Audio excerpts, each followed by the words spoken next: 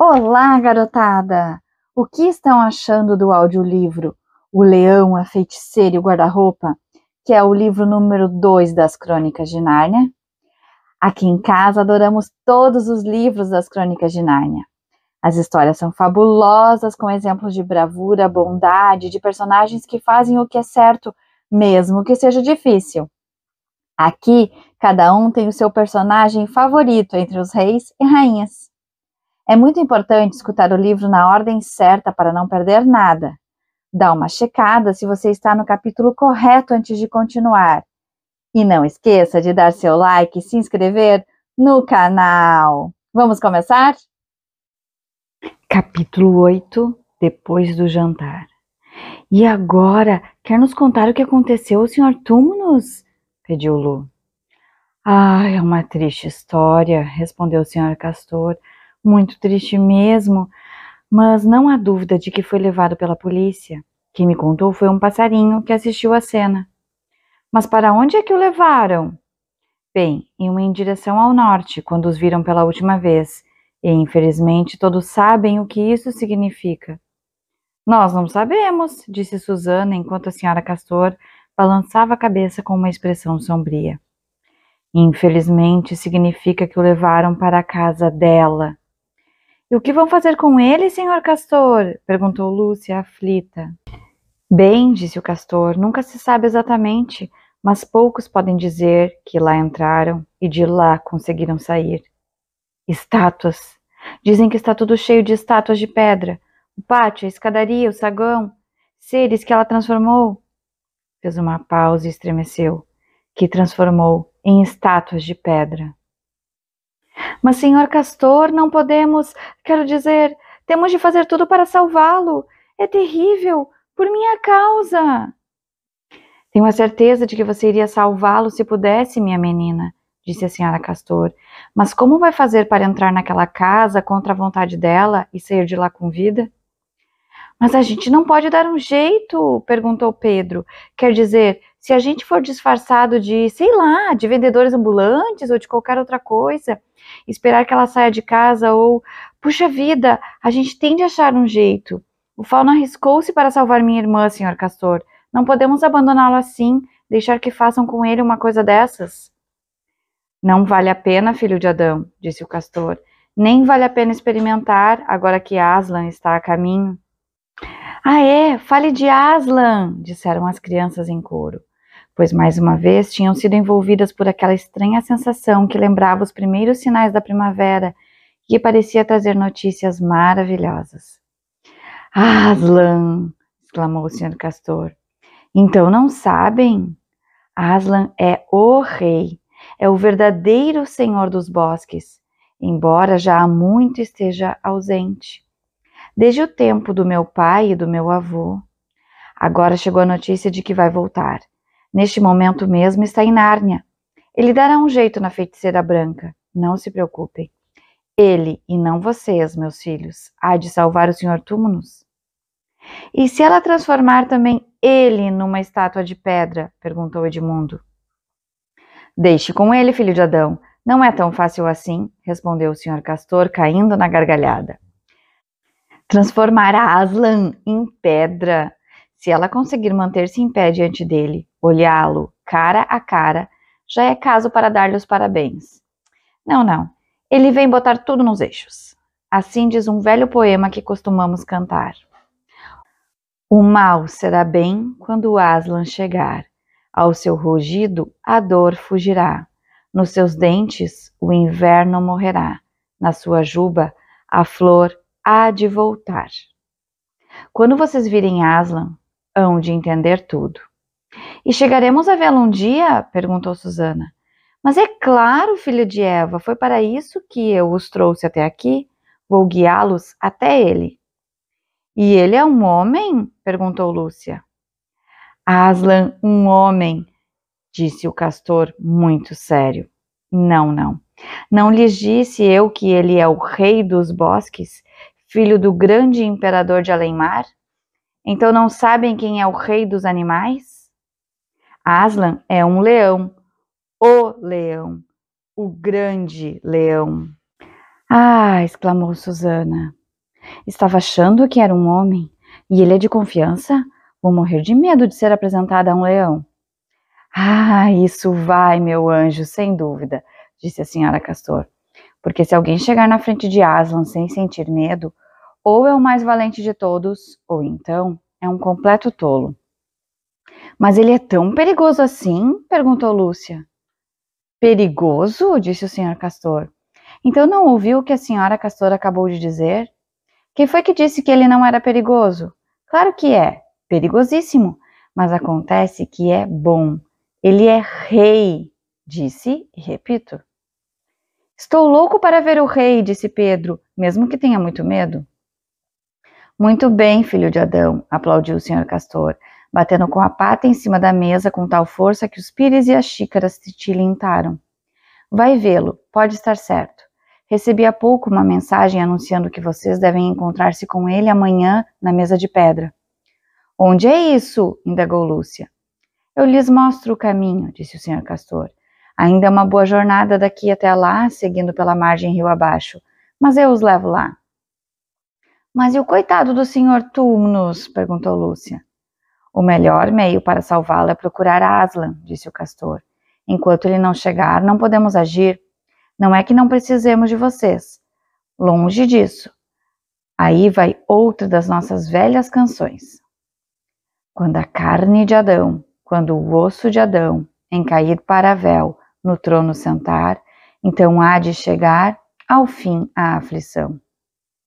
Por isso, agora que ele já chegou, que vocês também chegaram, tudo se encaminha para o fim.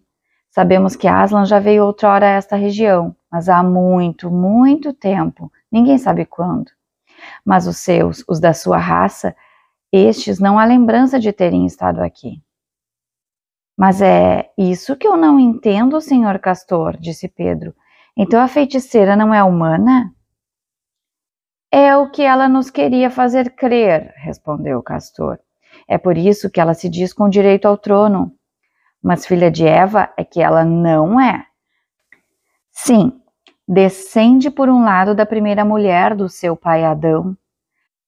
E a este nome, o senhor Castor fez uma pequena reverência. A que se chama Lilith, e era da raça dos gênios. Isso, por um lado. Por outro, descendente dos gigantes. Não, na feiticeira não há nenhuma gota de sangue humano. Por isso é que ela é ruim até a raiz do cabelo, disse a senhora Castor. É pura verdade, disse o marido. Pode haver duas opiniões sobre os humanos, sem qualquer ofensa para os presentes. Mas não pode haver a menor dúvida acerca de seres que parecem humanos, mas não são. Pois eu já encontrei anões bons, disse a senhora Castor. Já que falar nisso, também eu, concordou o marido. Mas pouquíssimos, e os melhores são até os que menos se parecem com os homens, porque em geral, podem acreditar, quando encontramos um ser que vai ser humano, mas não é, ou que o foi no passado e depois deixou de ser, ou que devia ser humano, mas na verdade não o é, o melhor é ter cuidado e ficar de pé atrás. É por isso que a feiticeira anda sempre à procura de humanos em Nárnia. Há muitos anos que ela procura vocês, sem parar. E se soubesse que vocês são 4, seria então muito mais perigosa. Mas que tem isso de especial? Perguntou Pedro. É que existe uma outra profecia. Lá embaixo, em Cair para Véu, no castelo que dá para o mar, junto da foz do rio, e que deveria ser a capital se tudo corresse como devia. Lá, em Cair para Véu, há 4 tronos. Uma velhíssima tradição de Nárnia já anunciava que quando 2 filhos de Adão e 2 filhas de Eva se sentarem nos 4 tronos, então será o fim, não só do reinado da feiticeira, mas da própria feiticeira. Foi por isso que usei de tanta cautela quando viemos para cá, porque se ela suspeitasse da chegada de vocês, eu não daria uma truta pela vida dos 4. Os meninos estavam tão amarrados nos lábios do senhor Castor que por muito tempo não prestaram atenção a mais nada. Mas no silêncio que se seguiu às suas últimas palavras, Lúcia de repente perguntou: Onde está Edmundo? Foi um silêncio terrível. Depois começaram a indagar. Quem foi o último a vê-lo? Há quanto tempo desapareceu? Terá ido lá fora? Correram todos para a porta. Lá fora a neve caía lenta e firme, e o gelo esverdeado do lago já estava coberto de um espesso lençol branco. Mesmo no meio do dique, mal conseguiam avistar as margens do rio. Enterrando os tornozelos na neve recente, deram voltas em todas as direções. Edmundo! Edmundo! Ficaram roucos de gritar. A neve, caindo silenciosamente, parecia abafar-lhes as vozes e nem o eco respondia. Que coisa pavorosa! Disse Susana, quando por fim resolveram voltar, já sem qualquer esperança.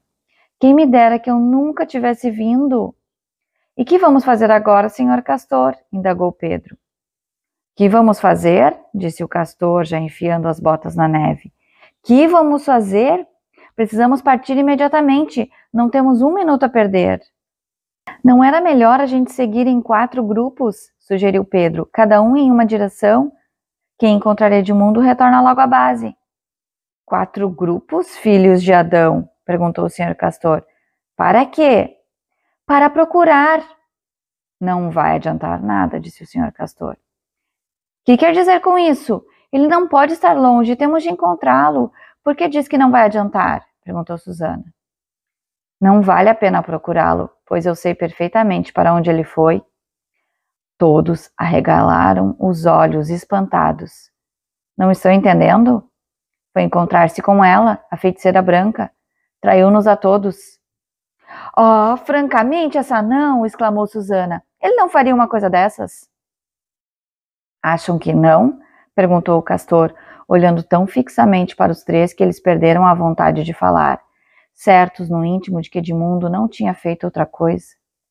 Mas como é que ele sabe o caminho? Perguntou Pedro. Ele já esteve alguma vez em Nárnia? Já esteve aqui sozinho?